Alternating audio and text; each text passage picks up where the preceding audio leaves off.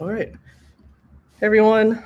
Happy Tuesday. Happy Tuesday, May 24th. Good to see you all again back on our third episode of Powered by ZeroX.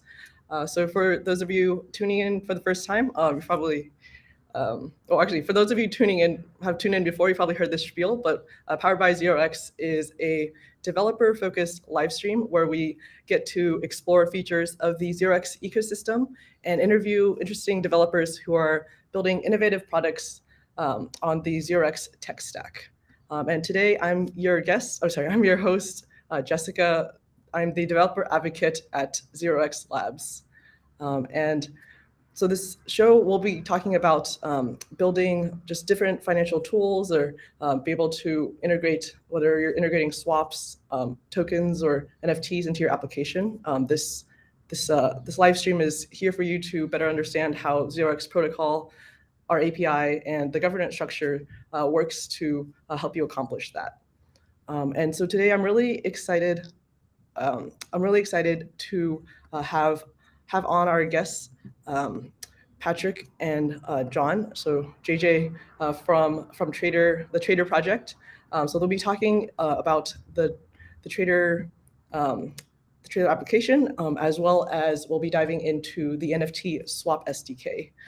So I'm actually quite curious later on how many of you are building projects using NFTs, that are related to NFTs and interested in integrating the Swap SDK into your project. But before we get started with that, I'm going to cover some announcements and kind of give you a quick overview of how this show works. So I'll start off with announcements, and then after that, we'll transition over to interviewing our guests.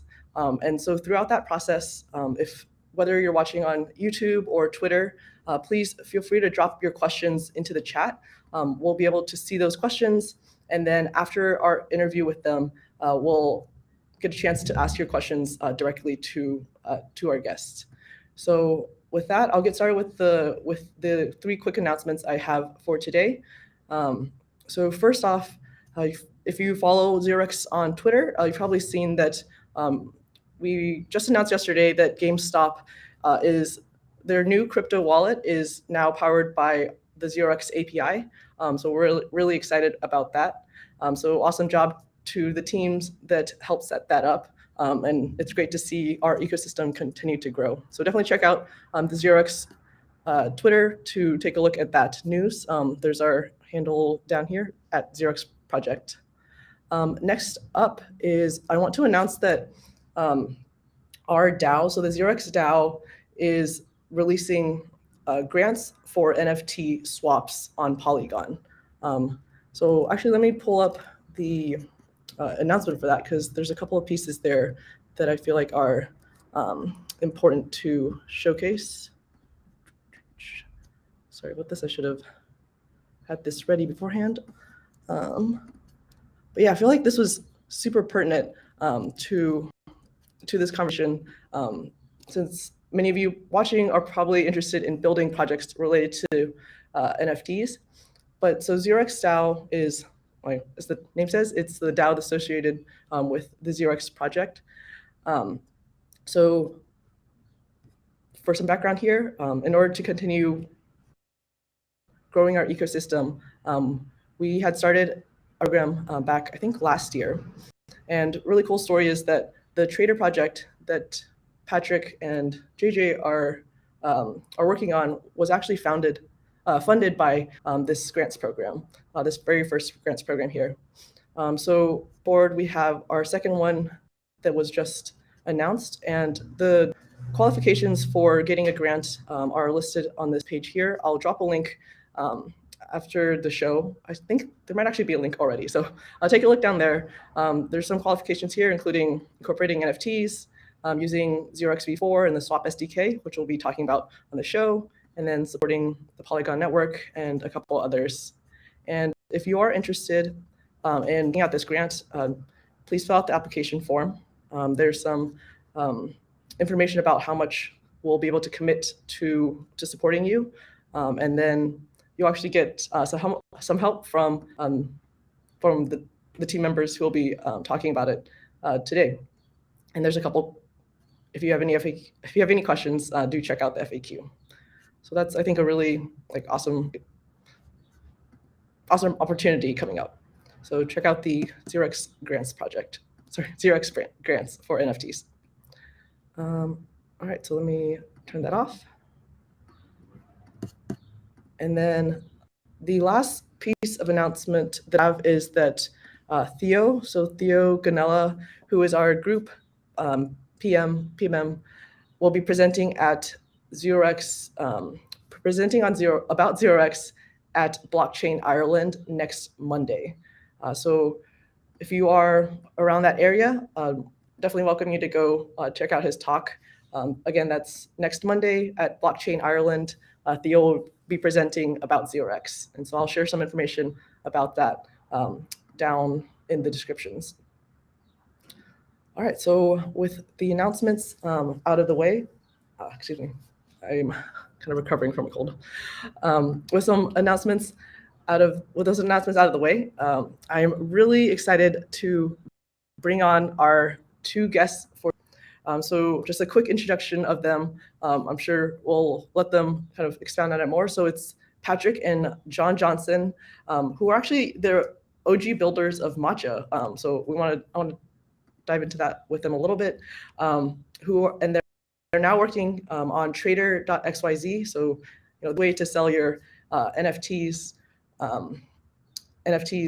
through a mechanism of, well, I'll let them expound on it more, but it's a really cool way to just be able to transact your NFTs. And then they also have built through that a marketplace that we'll be talking about, and then taking that technology and then opening it for others to build in the form of the NFT Swap SDK. So what is the most powerful NFT swap library that is out there? And so we'll be diving into that.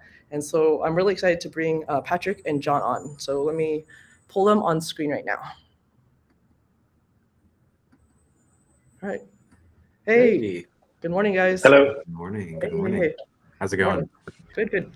All right. So yeah, really excited to have you guys on. How about we'll just do a quick round of introductions, and then maybe just a 30-second pitch. How did you get into this space? What made you end up, where you are now?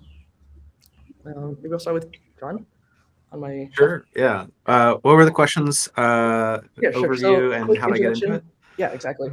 Okay, cool. Yeah. So, hey, I'm John. I love building basically DeFi or NFT products within the crypto space. Usually gravitate towards consumer-facing stuff. Patryk and I, we love working together, and we love building high quality, just high fidelity consumer apps with engaging UIs and all that good stuff. And so, we built Matcha, we built several other different apps throughout our tenure. And then I guess how I got into crypto, oh man, way back when I was the original back on the Bitcoin stuff way back when, Ethereum ICO. I think I officially started dabbling in smart contracts in 2016 or 2017, I want to say, because I used to work at a payroll company in a former life, and I was like, man, this would be cool if we could pay people on the blockchain. But turns out a lot of things weren't in place yet. I think zero knowledge proofs would be very much more useful now. But that's how I got started, and then from there I just got down the rabbit hole and never came back. And so it's been a blast, and wouldn't trade it for anything. Oh, wow, nice! I didn't know you used to work at a payroll company. Oh yeah. Well, once you see how money moves around in the traditional system, makes you want to escape to alternatives or build something else. Yeah. It gives you ideas. Nice. What about you, Patryk? So I'm Patryk, right? And I am a designer. So I think John gave a very good introduction that we've been building consumer-facing applications for quite some time. And before that, previously, how I got into crypto was that I got really excited by IPFS, in 2017 or so. I was back then prototyping some solutions for new kind of browser. And we thought that integrating IPFS straight into the browser could enable us completely new use cases of accessing this information. And I got really excited about decentralized web, and then from there it was kind of a natural progression to go more towards Ethereum. And I got involved into a few startups, and eventually ended up in 0x in 2018 or so. And from then on, it was like a very, very fun experience till where we are now. Nice. Well, yeah, you guys are coming from all sorts of different backgrounds, which I think is like really important. Like when you're like building an application that's like in a very new space, because then you come at it from all sorts of different angles. From the back end that I think you had experience in IPFS, like you're saying, and then like with the design. I actually definitely want to talk about your inspirations with the design. I think the aesthetic of Trader and like the swap like website, I feel like it's just like really fun and like the way. Yeah, I think maybe we are like leaning heavily into like making it friendly, right? So right now we are trying to balance it between like being friendly and cartoony, like more towards the friendly. I think it's very important right now just because the space is a little bit like not really welcoming, right, for the newcomer. Like there's lots of technical overhead still. So I think just by making this sort of like safe environment in the app, it really helps to like relieve the stress of using the blockchain apps. Yeah, that's true. It's I'm still getting heart attack whenever I'm sending some transactions, right? So yeah. We don't want that. Yeah, definitely still. Don't want to like lower the barrier and make it just more welcoming. So yeah, totally. So I guess before we dive into our topics, because I think there's quite a bit of topics for today. We were actually just talking about it before we jumped on screen that there's so many segments that we would love to talk about today. So there's Trader, the project itself, there's the marketplace, and then there's the NFT Swap SDK. And then underlying all that, right, is the tech stack of 0x, the 0x protocol, and then like where do all these pieces fit in? So how about we'll start with setting that framework first for the audience of what does this tech stack, like where do all these components that we just talked about fit into the overall tech stack, and where does 0x protocol fit into that? Do either one of you want to take that? Yeah, that's a great question, and I think it's multifaceted, so you can kind of work through different parts of the stack depending on where you're at, whether you're a consumer-facing developer, you're a Solidity developer. I think there's a little something for everybody. So the way we view kind of the Trader and 0x, we work on behalf of 0x, essentially building infrastructure specifically designed for NFT related things, whether it's selling NFTs, whether it's an order book, whether it's just coming up with different permutations to just basically buy and sell NFTs. Trader kind of has you covered here, and so we use 0x protocol under the hood. I don't know if I can. I have a screen. I think. Yeah, let me show that for you. So this is just a really quick TLDR on kind of how I and Patryk see it. And so at the top we have a consumer-facing application. In the middle of the stack we have all basically open source software that we've used to build Trader. And so we built an order book, a public-facing order book that indexes the blockchain and listens for events on orders and all that good stuff. And we offer that for free. We have a bunch of public APIs for getting different various metadatas and things for NFTs, as well as we released basically a swap SDK that anyone can use. You can do npm install at Trader swap SDK, and you're good to go. And you can swap in probably like 3 or 4 lines of code. They're longer blocks of code, but like it is just a few lines of code, and you're good to go. And then under the hood, everything uses 0x protocol. And so, it settles with 0x. 0x is deployed cross-chain.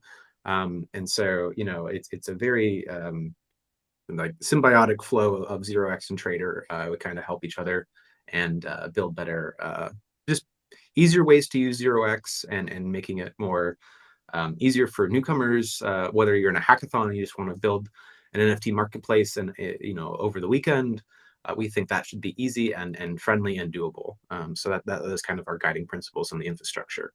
And then, just talking about the Trader web app real quick. we started with a peer-to-peer swap, and I'll talk about that a little bit more. And then we kind of transitioned to marketplace, and I'll talk more in detail there of how that worked and why we went that path. But basically, we wanted to be the community kind of focused, customer facing, like flagship application for 0xv4 NFTs. We saw that was missing. Kind of similar to Matcha and 0x API, we wanted to do something similar where we showcase off 0xv4's features as they get added more. The protocol devs are always building new features. So we take them, dog food them, show what you can do, showcase what you can do with the 0xv4. And also just make it a really friendly, fun UI that helps people accomplish what they want with their NFTs. Yeah, I think this idea of like dog fooding your own projects definitely, like you mentioned with Matcha, and we had that conversation with Will back in episode 1 of getting to be a part of every layer of the stack. Like definitely helps with that full circle of. If we're up at the top, building the application, there's something going on, we can trickle that down to the API, and that in turn helps others who are building on that Absolutely. on that dev tool side, on the dev tool layer. So that's, I think, really key. It's a beautiful flywheel, truly. I recommend every dev shop to have some sort of flywheel where basically you shorten the feedback loop to the smallest point you possibly can. When you have third-party integrators, which is great, you always should have different people using your protocol. It's hard to get feedback super fast. You can't force people to upgrade to a new version. There's all sorts of things. So it's easy when you kind of have someone very close by in-house, or just tangentially close, where you can just try things, see if they work. If not, fix it, or lean into it and continue shipping things. And so we learned that building 0x API and Matcha kind of in lockstep. We Matcha informed decisions of 0x API and vice versa, and it was this beautiful flywheel of product iteration, which really paid off later. And we're hoping the same for basically Trader and 0xv4 NFTs. Nice. Maybe you can talk about how 0xv4 has evolved, or how 0xv4 kind of evolution from when Trader was first built, and then how things are now, and what that what is good about, what is working about v4 that you really enjoy. Yeah, I mean, taking a step back just to understand context, I think there's been several iterations of the 0x protocol. I think V2 is where it really came into its own. And then, V3 was really cool iterations on top of that. And then V4 is kind of this brand new architecture, which is super cool. And so prior to V4, which was pretty recent, 0x V4 NFTs was kind of just launched. There was V2 and V3. And so V2 supports all sorts of different operations, as well as V3, and a lot of really nascent ideas back then. I mean, we're talking like 4 years ago, right? And we were talking about trait-based, property-based orders. We're talking about bundle swapping, like all this really, really early concepts, very nascent, but didn't have the infrastructure to kind of act on it at the time. It was just a little early. And so, 0x V4 came along with an extremely well thought out architecture. It's extremely composable. There's like this pipeline architecture, really cool. Basically, it sets us up for the future of just adding features to 0x V4. I really think this is kind of the not the final version, but like the version of 0x you can iterate on for a long time. You can just keep adding features to it. Check out the architecture if you're interested. It's on the protocol docs. But basically, it's optimized to do things extremely well.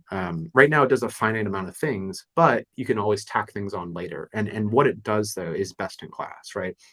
So 0x V4 is the cheapest way to swap an NFT to an ERC20, so or ETH or whatever you want to call. And so, basically, if I want to sell a Bored Ape, I want to sell a Tubby, you name it, for ETH, 0x V4 is the in my opinion, the easiest way to do that, and the cheapest way to do that. And later on, the 0x protocol team will continue to add more features on and layer on more and more interesting things in really gas efficient ways. And so it's a protocol that you can invest in and kind of bet on in the long run. But yeah, so sorry, that was a little bit of a tangent, but kind of how does that affect Trader? Well, V4 didn't exist at the time. And so basically what happened was we didn't see a ton of reference on how to use V2 and V3 for NFTs. And so basically what we wanted to do was, one, dig into it and figure out like how to make it easier to build on V2 or V3. And then not only that, but because there was just a big gap in consumer applications for swapping NFTs. Not only that, but we wanted to make a fun experience out of it too. With Matcha, we got the ERC20 swaps down really well, and so we wanted a new challenge. And NFTs are kind of like the nascent budding space at the time. And so we started with peer-to-peer swaps. And so if you go to Trader right now, here, I can pull it up.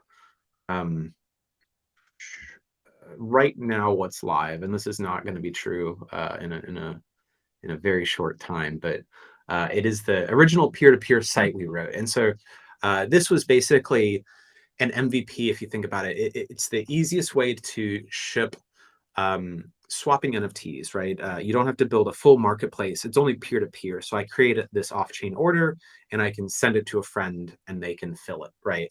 And that's kind of the idea is hey, I have these NFTs. I meet, somewhere else, basically, because most things happen on Discord, most deals. And we were seeing a lot of people broker these deals and just kind of praying that, when they send a tubby over, that the counterparty sends ETH back. And we're like, well, that's silly. You can make this contractually like a thing atomically. And so, we just built this out. It didn't require an order book.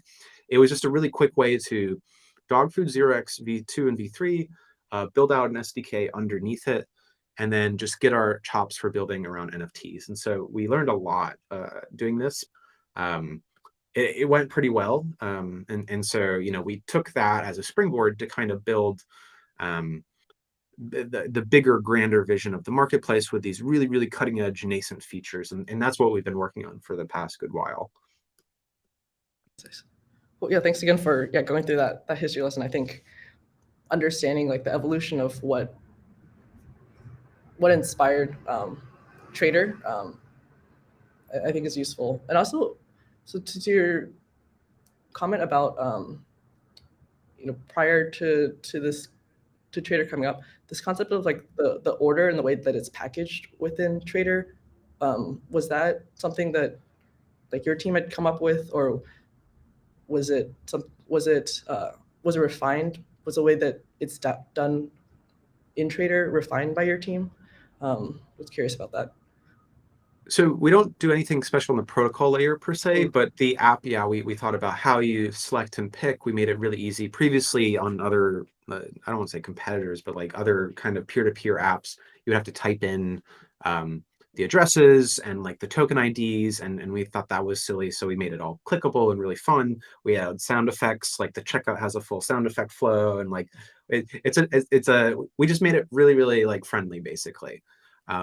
We are not the first ones to do peer-to-peer swap by any means. I think BoxSwap was the OG way yeah, back. BoxSwap is the OG. Totally. Yeah. Like I still remember the pink website. I think it was like one of the 0x integrator of V2, I think, back then. Yeah, that's a fun history fact. If anyone's listening and remembers BoxSwap, shout out. But yeah, so it's not a new concept, but we just hadn't seen it been pulled off in a consumer fun facing way. And so we said that's our entry point into building this NFT stuff, and then from there we'll build out a full-fledged high fidelity marketplace. And that in consumer products, you have to think iteratively. You can't sit on anything for 2 years or something.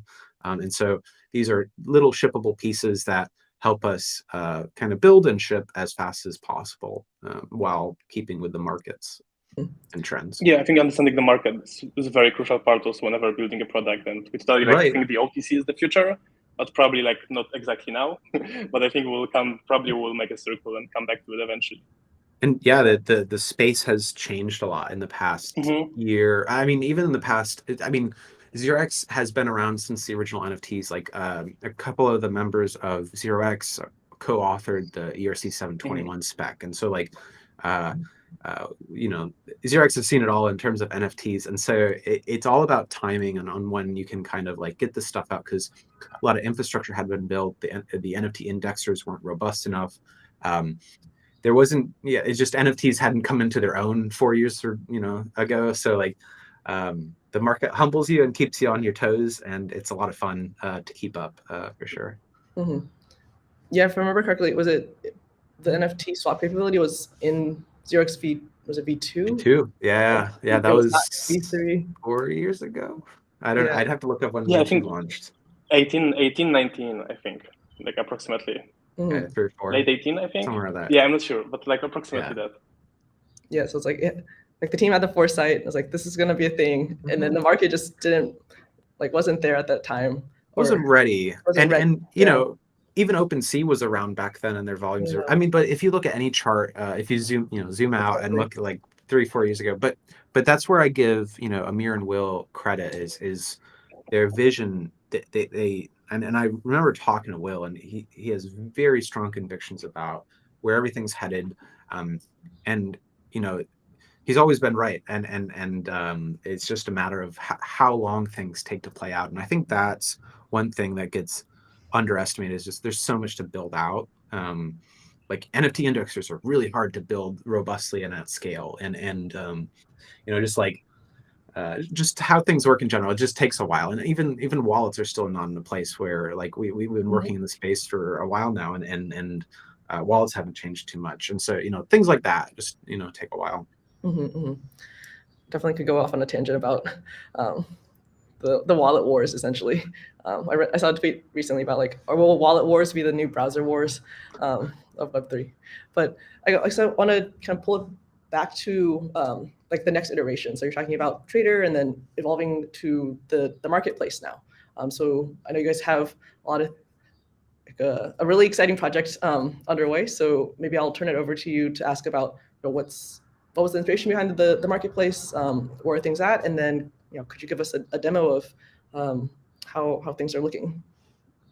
Yeah, Patrick, you want to hit on kind of inspiration and kind of how we designed it, and then I can go through kind of the drivers through the demo. Yeah. Sure, very happy to. So I think right now what we are, like, our flagship feature, probably John will be talking about much more in depth, is going to be property-based orders. But for now, like the marketplace is this right now is just a very, I think, at least very, very well designed, very well prepared marketplace. Is going to fulfill all your needs that you would expect from marketplace. So we just probably exhausted all the possible data primitives, right? So we will have beautiful NFT collection page, NFT profile page, user profile, and one dashboard that combine it all, so you could see everything that's happening in relation to your holdings, in relation to your orders that are currently active. So I think it's like, even though it's just a marketplace that works very well, it's not a trivial task. And I think I think it's very good. I'm very happy where the things are. And as to what I think is going to be very, very cool about the marketplace is the introduction of property-based orders. So from now on, you'll be able to not only sell items, but just also create an offer to buy a specific item that has specific properties. So for example, you would say, I want to buy a punk with a hat, right? Or I want to buy a land with a specific coordinates. So at this moment, we are bootstrapping the buy-side liquidity, and I think John will talk a little bit more about like how cool is that and what are the broader implications of this model. Really? Yeah, Patrick's done a killer job designing and getting user research and all this stuff, and there's so much when you see this iceberg, there's so much under the water, and we had to build the SDK from scratch. We had to go through the 0x v4 protocol, understand it, break it down, and make sure we built it back up in a really easy to use way for JavaScript developers or front-end developers. Our order book had to be rewritten from the ground up. It's extremely robust, extremely fast. And so, yeah, just a lot of cool things that you don't see like on the page, but be sure they're all working in coordination. So we can kind of go through everything right now. Let me share my screen real quick. Okay. So yeah, let me. Oh, that's the wrong button. Here's the button. Window Trader. Cool. So let's see. Okay, got it. So basically, this is Trader's marketplace. This is the next evolution of Trader, and we've been working on it for a while now. Iterating, testing it with friends, you name it. But basically, it has all the bells and whistles of a regular marketplace that you'd expect. You can buy and sell. Things will be filled, and like all the metadata will show up and all that good stuff. So you can browse. Let's see, you can browse some wizard stuff. Hold on real quick. Oh yeah, there we go. So we can like check out the Forgotten Rune wizards. I'm a big fan of those personally, and so we have the chart here. There's nothing for sale right now, but come back later. Again, we're bootstrapping a lot of this. Let's see what else we have. We have Tubby Cats over here, but basically I just want to walk you through some features. So right now there are no platform fees. Compared to competitors, we save you a good bit on gas. We use the best smart contracts out there by 0x, and again, our orders are going to be fillable and aggregatable. So we have that basically a bootstrap demand from Gem and Genie when we're ready to launch. And then lastly, we offer basically everything that we've built under the hood, except the front end actual like UI code is available on GitHub. And we'll talk about that after we kind of go through this UI.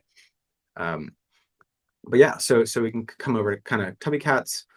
And this loads over here, and so you can see everything you normally see right now. There's actually one Tubby Cat for sale, but I hid it just so no one messes during my demo. And then you can come over here and check out your profile. You can see filled alerts when things fill. But yeah, so I actually have a Tubby Cat that I wanted to show off. And here's kind of where I think we differentiate ourselves. So we have all the table stakes marketplace features that you'd expect. We do it the cheapest. We do it without platform fees. But our secret sauce is kind of the data repository we've been building up around traits. So trait-based orders, property-based orders, whatever you want to call them, basically orders that are filtered on a specific set of criteria that's arbitrary. We think are going to be the next kind of big thing in NFT trading and NFT arbitrage, NFT, you name it, just in general. Like it's going to bring higher fidelity tradability to NFTs. And so what we've done is we've kind of gone and tagged. We have this giant database that we're building with XY coordinates of all these traits. We're able to tag them. We have a kind of coordinate system methodology set up where we're able to tell you exactly where a trait is if it's visually detectable. And a lot of cool stuff. So we've turned that experience into like this Instagram level tag kind of thing. So you can come over here and click this, and you can kind of see all the traits and positionally where they are. And so this is pretty cool because at this point now you have you have a kind of a proprietary data set where you can do some really cool stuff, and we can talk about that in a second. But even cooler, like we can click into this. So like let's say I actually like mohawks on tubbies, so I can click this, and here's where it gets really cool is now we can introspect on these traits and offer exactly what we want for a mohawk tubby, or maybe we want we really like that t-shirt, or not t-shirt, that top that the tubby's wearing. We click that instead, and so we can come over here and say the cheapest item for that tubby made dress is 16969 ETH, and so you can come in and say 0.2 ETH, or 200 USDC or whatever you want to do here, and create a bid exactly for that that dress basically. And you can kind of go through and filter through different criteria, whether it's gray eye color. You can see the cheapest bid here just to give you context of like what you should bid. So basically you can go through this, create a trait bid. If I hit create, it's going to pop up to sign an off-chain order. And basically what happens after that is we have basically you can run an arbitrage bot that will go and watch OpenSea, Looks Rare, our marketplaces, and a few others. And if a tubby with a Mohawk comes up that is cheaper or equal to 0.2 ETH, it's going to atomically fill it automatically. And then, you'll get your NFT that you requested, or your type of NFT you requested, right? It's any tubby with a Mohawk. So that's really powerful because I think it flips the game on its head a little bit. Instead of what Gem and Genie do, they do demand just in time, right? So you come to Genie wanting to buy something, wanting to buy an NFT or a set of NFTs. But here we kind of flip it where you come in basically setting up a supply side order instead of this demand side taker side. And so that's really interesting because Patryk and I personally think that the bid side of the market has been neglected for a while. It's a lot on the ask, and the taker comes in and just takes that ask. But instead, what if we could really richly compose up these behaviors of bidding on these traits, and you get a better sense of what the market, what NFTs are worth, and then you kind of flip the liquidity on its head, and through our bots you can basically fill these atomically and delight the customer, get the volume you need, and it's just a really great experience at the end of the day. And so super bullish on this. So basically we can go through any tubby cats, we can go through whatever. We've mapped out tons of NFTs and continue to map out tons of NFTs. And so what this does, and I kind of want to talk on this a little bit more. So let me go back real quick. So what this does, so this is this is level 1 of NFT trait stuff. What Patryk was alluding to earlier was the next step is integrating deeply per project. And so in CryptoVoxels, for example, we could have a map of CryptoVoxels areas, and you can just scan an XY boundary, right? Like a rectangle. You can draw a rectangle and say, I want to buy any property within this, within this space. And so we can compute that. And with trait-based orders, you can do that securely and safely and at the contract level, which is really cool. And so, yeah, that's kind of a preview of it. I'm not going to go through the full flow just because I don't want to spend some gas right now, but you can check it out. But yeah, so this is kind of what we're working with. We think this is directionally correct. And I think tagging these makes it easy to grok, especially when you want to go in and you get that, because we have those XY bounding boxes, we're able to do all of this. But yeah, sorry if that's a stream of consciousness, but I'm just really excited about this. I think it's such a new nascent category of NFT liquidity. And then 2, I think we're doing it with a really superior UI UX, and I'm super proud of it. Nice.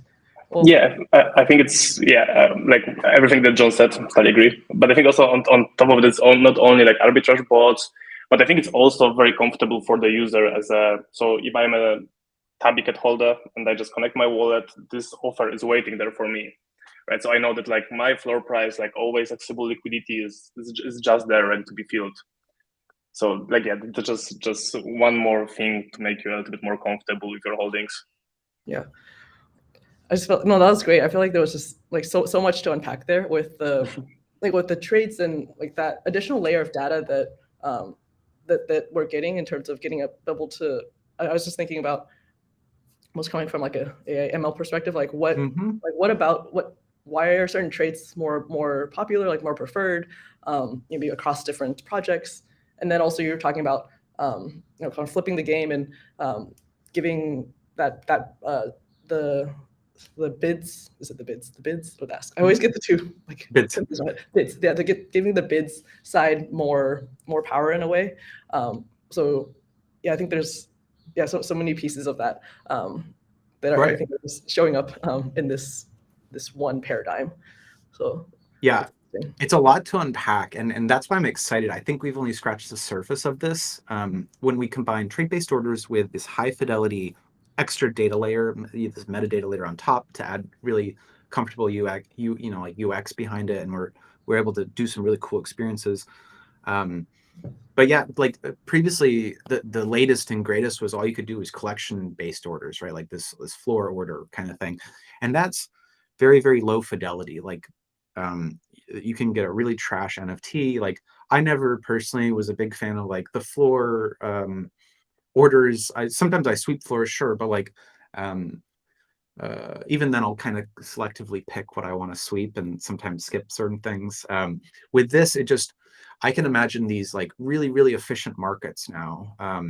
Like Nansen has some estimated trait data, but now we can actually really prescribe like what is a Mohawk worth? Like that truly, like we can get to the bottom of it. And so we can create all these secondary markets under the hood that are just trading that make it the NFT market's much more efficient. So at the end of the day, the Mohawk price should arrive at the right price. And that's kind of cool. Like to me, like that's just never been possible before. I think it's been approximated. Sure, like if in an alien, right, like you'll buy the alien kind of punk. So it's always been approximated, but this really just like makes it really high fidelity, easy to like understand. Oh yeah, can I ask a kind of naive question? I forget if the properties, is it dependent on the creator to put those in? So okay.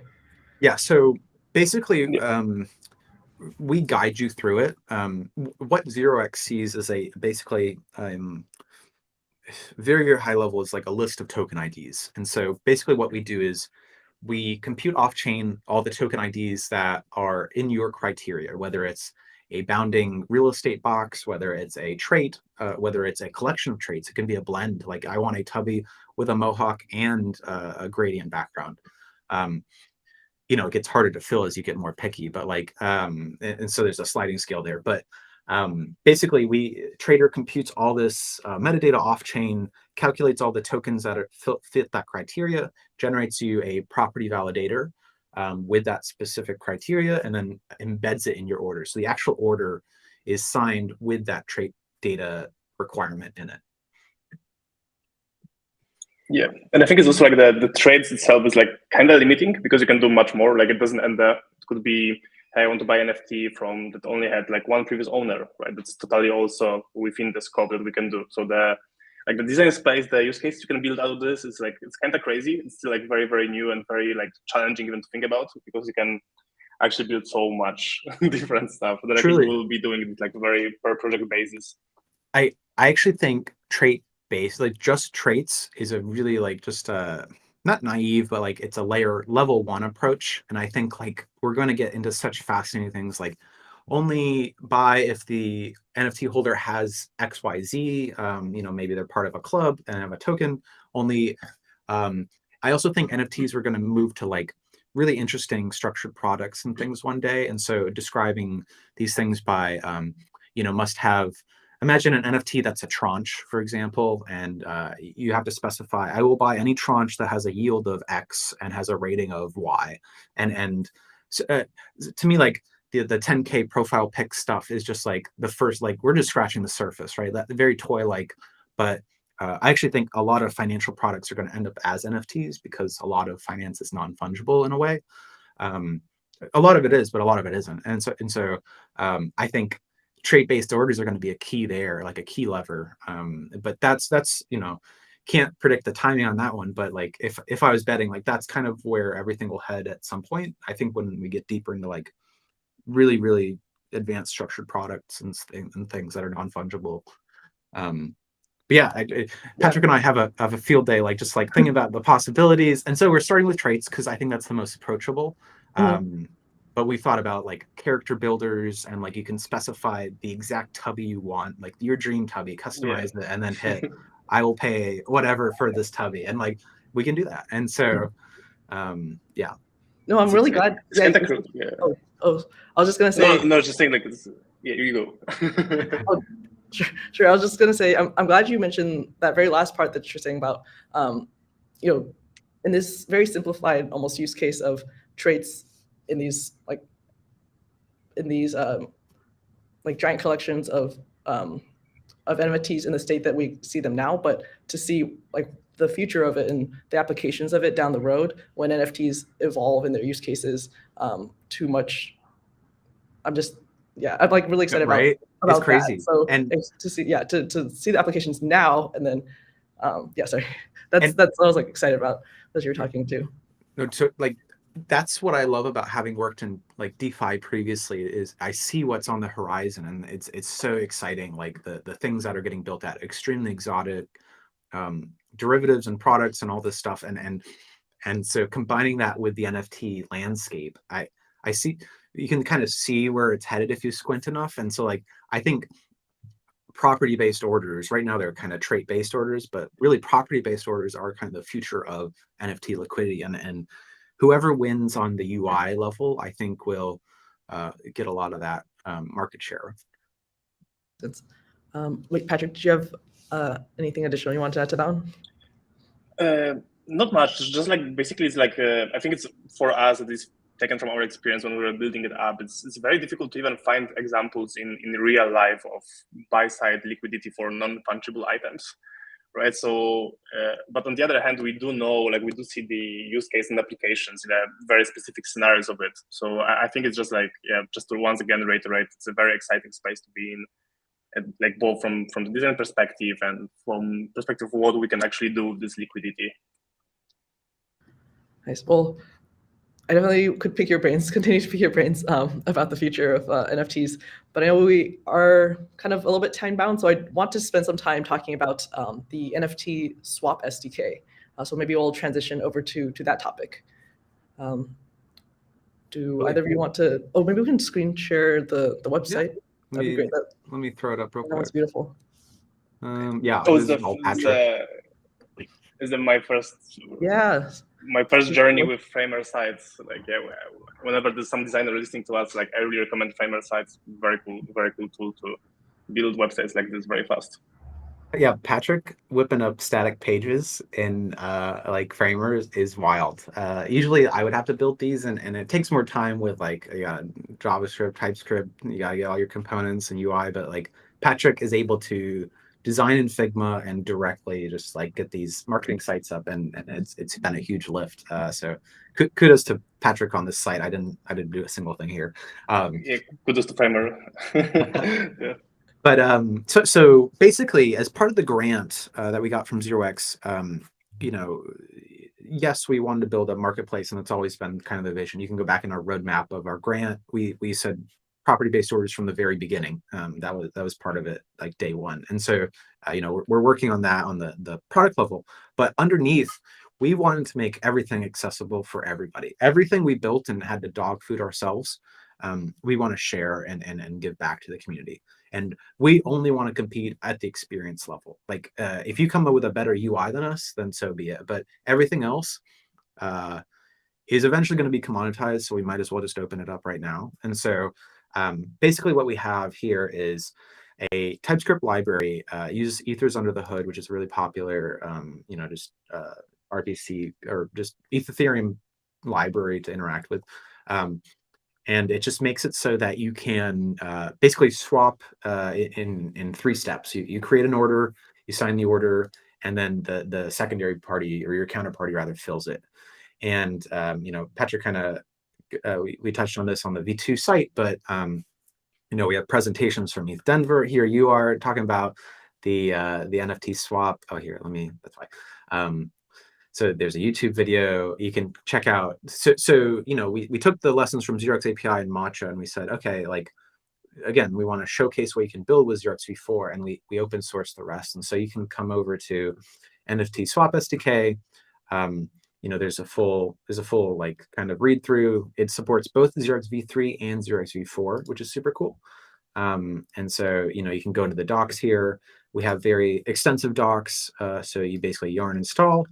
You set up the SDK, and you can swap pretty quickly. This is under 43 lines, but there's a lot of like console log. You can make this faster, but it includes, that's the kitchen sink example, basically. Approvals, submitting the transactions, awaiting it, all that good stuff. And so our litmus test was basically, or our criteria for a successful SDK is, can someone at ETH.NYC, ETH Denver, just a hackathon, spin up a NFT marketplace in a weekend? To me, that should be a desirable goal in terms of tooling, ergonomics, right? Like previously there's tons of like setup and work and just like understanding asset formats and asset datas and encoding structures and things like that. And so we built this beautiful on top of it, or what I think is a really nice facade that kind of covers all the complexity. You don't have to know anything about the underlying 0xv4 protocol. All you have to know is JavaScript and how kind of the orders flow, and there's like flowcharts and all this good stuff. But we wanted to make it so that anyone could build a trader kind of marketplace, and so we want to compete on the UI layer. Like the best experience wins in crypto, in my experience. And so that's where we're. And then we open up the rest, and we've gotten contributions and PRs from the community. We've got a lot of buy-in. There are big teams and small teams using the Swap SDK. It's a ton of fun. Definitely check it out if you haven't.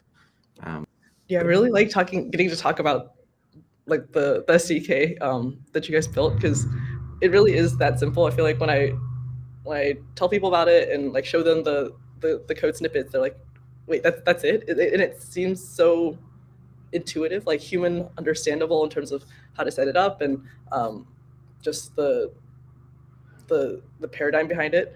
So I think you guys have done a great job with that.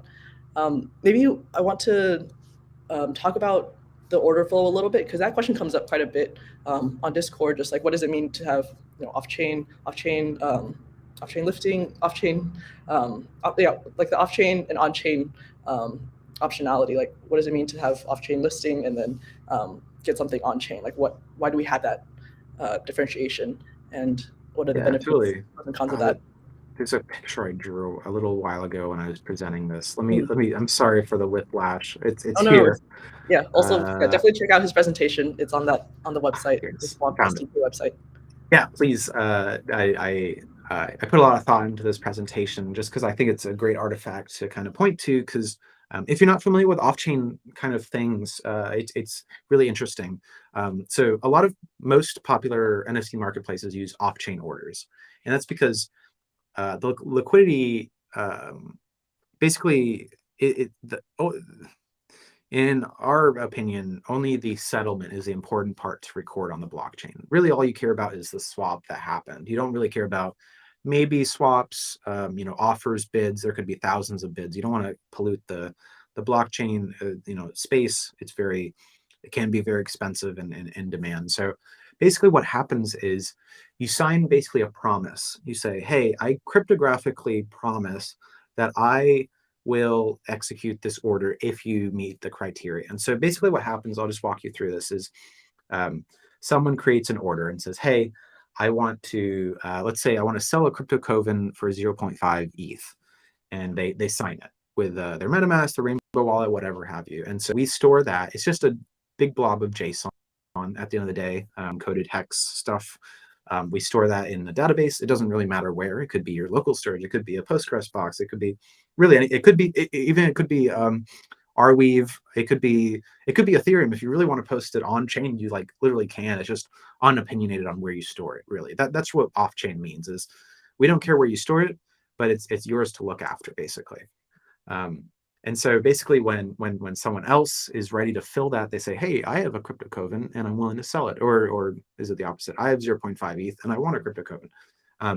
They'll come and basically take that order and then sign it on their end. So both signatures have happened. And then you just push that to Ethereum and the order gets filled. So it's basically, there's a couple hops. You create an order, you save it off chain somewhere. The taker finds that order, whether it's through a marketplace or some other discovery or an ARB bot or whatever, and then they fill it. If that makes sense. Sorry if that's like a loose stream of consciousness. So essentially, like the creation of the order and the sharing between the maker and the taker is happening off chain, so that can happen all free. And then only when they agree, it goes on chain, like on Ethereum, and then then you have to pay. So everything else that's happening, you can do all that, finding the matching off chain, and you don't have to pay fees in that. Yep. Yeah. Yes. I was looking if I had some notes. I guess not. But yeah, basically we think it's the most efficient way to do, and it gives you optionality, right? If you want to throw everything on chain, go for it. Like you totally can. You can We've seen implementations that do commit it to some sort of IPFS, Arweave kind of thing. We've seen implementations that emit events on Ethereum itself with the order data, which you can do, or you can just keep it completely on a Postgres database on your private server and not share it with anybody. Like, really, it's just unopinionated at the end of the day, and that provides a lot of flexibility. Let's see, the settlement contract needs to transfer approval. Yes, so you do need there is an on-chain approval step involved. I kept that out because it kind of clouds the core flow that I'm trying to represent. But yeah, if you are transferring an NFT, you will need an on-chain approval at some point to allow the 0x contract to move your stuff. Yes, yeah, thanks for the question, the faceless man. So we are kind of at the 1 hour mark. So for folks who are watching, yeah, please drop your questions in as we're continuing to have the conversation. I'd love to take the conversation and kind of talk about the traits of the SDK. So you have the documentation open right now. You have different examples about the different properties of the SDK that really make it stand out. So maybe you could just go through, talk about at kind of high level, the different features that you've highlighted with the different examples here. Totally. Yeah, let's do that. Yeah. So I can go through some of the ones I really like. So table stakes, everything, ERC20 to NFT is included and back and forth. So you can always go from ETH to token to ETH or USDC, you name it. So, there's an example in here. We kind of go through the terminology. We introduce what makers and takers are, because that is important, terminology to know just while you're making a marketplace. All the order books are managed for you. So we watch the blockchain and see when, if you post an order to the order book, we watch them and see the one that get canceled, expired, filled, you name it. We do all that stuff. ETH is supported and in a very easy way to use, fortunately. You can batch buy NFTs. So if you see 5 orders that you want to buy, you can kind of go and buy them atomically. You just group them and send in an array, basically. Yeah, it's like literally right here, like batch buy NFTs, and it's just an array of your orders.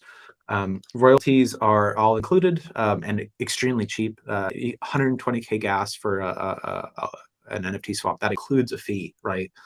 That's crazy. It's really low. And so you can add fees on. Like we said earlier, we have collection-based, floor-based orders. If you said, I'll buy any tubby for 0.1 ETH, this is exactly what you want. You can do this in under, I guess, 24 lines of code with a good bit of comments and prettier spacing out things. Let's see, what else did I want to chat about? There was one other thing that I liked, but I forgot about it. Maybe the royalties and fees? Or talked about, there was one other thing. I forgot. Oh, well, either way, basically, this is featureful. We're always in Discord if you have any questions or like feature requests, you name it. We're happy to help.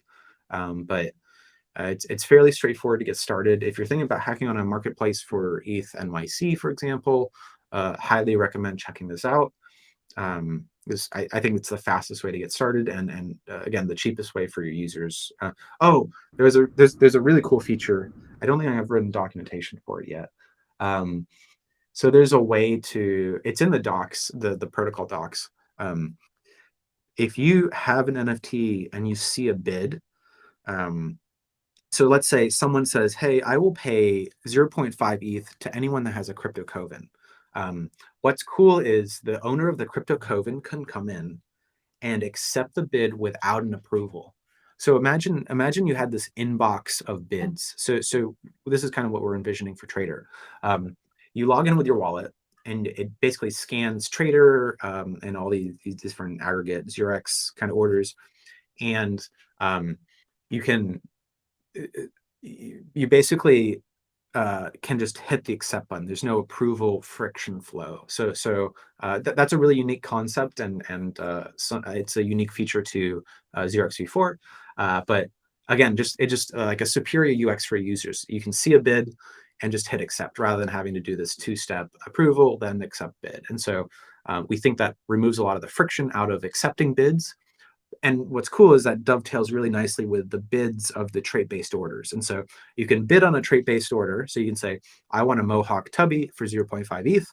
The person that owns a Mohawk Tubby can log into Trader, see that bid, because we like filter for any bids that they can fill, and just hit fill and accept, and that's it. So it's an extremely streamlined experience, super smooth, especially for the NFT holder in that case. Nice. I'm glad somebody's thinking about like these little friction points, that removing them and making the overall process just like much easier to interact with. Also, yeah, while we were talking, you mentioned NFT.NYC. Just want to shout out that the team will be there. I think John and Patryk will be there. So if anyone who's watching, yes, yeah, be at that conference, please do stop by our booth. I think we'd love to hear from you and what you're building. So yeah, while we were talking, a couple questions rolled in. Let's see, Jose Cruzet asked, "What happens if the NFT I agreed and signed to sell is not in my wallet anymore?" Mm-hmm. So, great question. Basically, the order becomes, well, the order itself stays valid, because you signed a promise saying that you will pay that at some point. So you either need to cancel that order, or when you transfer it back into your wallet, it becomes kind of active again.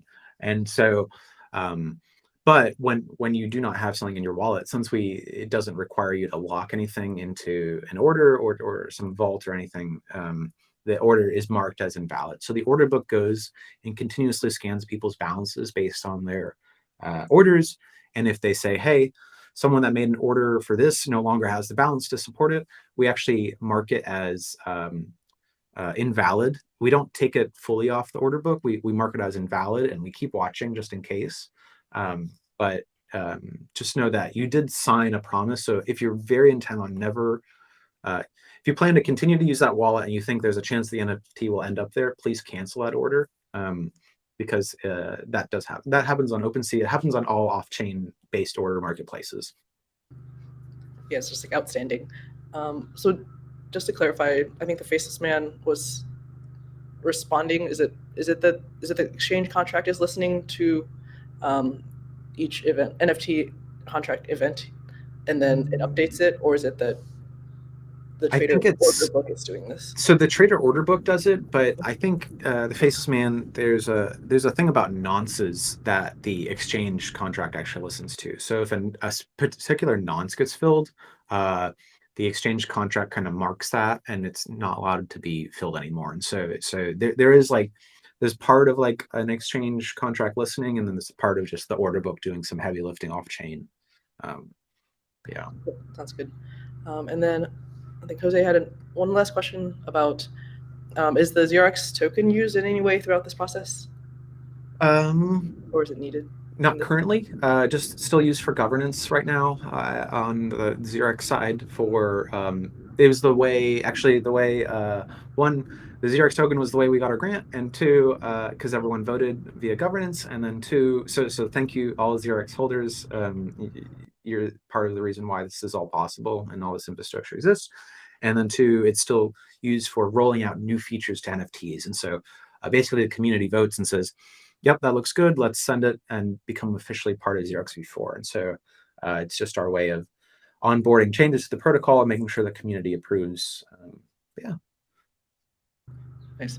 Yeah, definitely shout out again the grants program for those of you who maybe joined a little bit later. Check out 0x DAO and the information linked below. So there's a second round of grants coming out, specifically focused on funding projects that are building using NFT swapping on Polygon. So check out the link below if you want to start building in the space. So great questions, guys. Keep them rolling in. I know we are a little bit over time, so hopefully you guys could stay for a little bit. But maybe we'll take the conversation over to what's next. What's the future of Trader? You talked about the marketplace. Is there anything else you would like to highlight? And then the Swap SDK.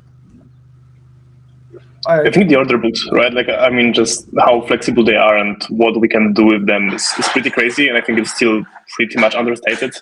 So we would really like once we have this like table stakes marketplace that just works, it does its job very efficiently, we want to start experimenting a little bit more. And I think the property-based orders are just our introduction to this like brave new world of what you can do with the order book.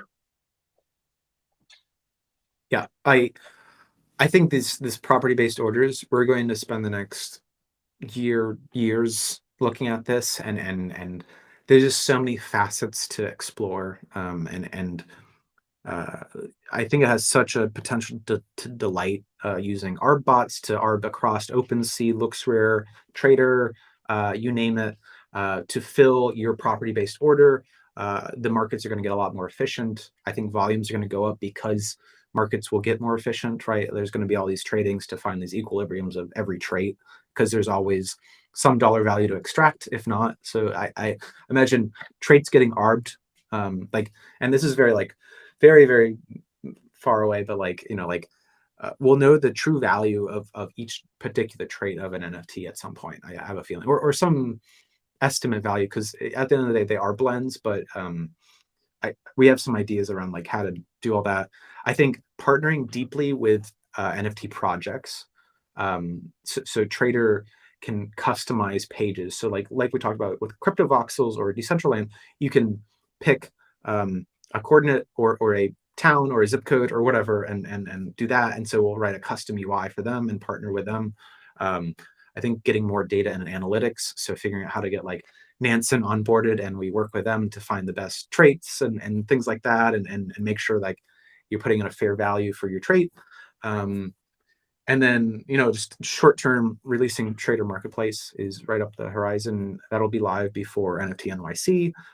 So it's really close. We're just we're putting on the final touches. We felt it was important to launch with trait-based orders. Originally, we were just going to launch our marketplace, but we said, no, we really want to make this our thing and lean into it. We want to be known for the trait-based orders, and I think we have a good shot at doing that if we can execute on kind of Patryk's vision and designs.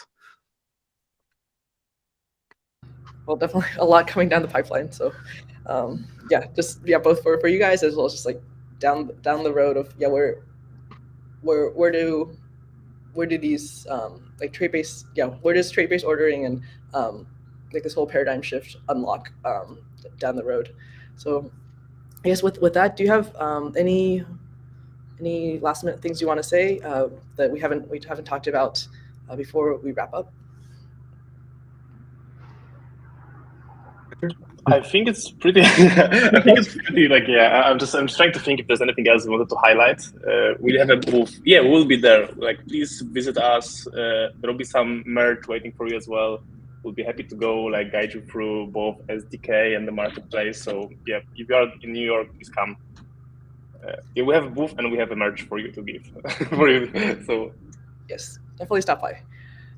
With that, how about any resources you want to shout out? How about Twitter? How can people follow you? Where can people follow you? And then any resources that you would like to shout out? People can follow us on Twitter, right? So we have the use Trader Twitter handle. Please come. We use this channel to talk both about the marketplace and SDK. And of course, if you're a project, so if you're a developer, please build. If you are a project, would really like to talk to you how property-based orders can influence your experience, can do good things for your project. So please reach out. I think that's the.